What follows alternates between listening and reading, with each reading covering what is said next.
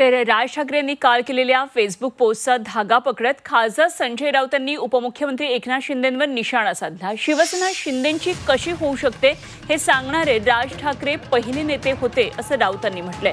तसंच एकनाथ शिंदे अजित पवारांकडे चोरीचा माल असून तो कधीही जप्त होऊ शकतो असा हल्लाबोलही राऊतांनी केला।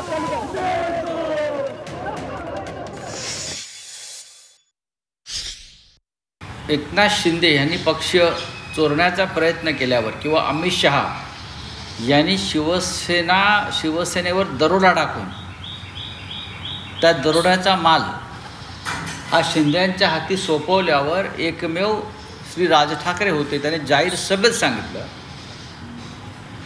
की शिवसेना एकनाथ शिंदेची कशी होऊ शकते। हे राज ठाकरे एकमेव नेते आहेत। ते म्हटलं हे हास्यास्पद आहे।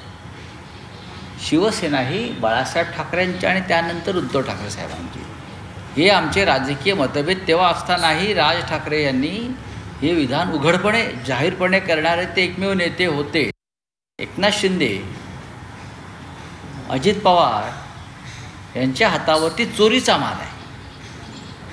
त्यांच्याकडे जे आहे तो चोरीचा माल ते सांभाळत आहेत। हा चोरीचा माल केव्हाही मुद्देमाल असा जप्त होऊ शकतो। सुप्रीम कोर्टातून काय निकाल येतील भविष्यात ते मला कळेल। हा मुद्देमाल जो आहे चोरलेला तो कधीही जप्त होईल।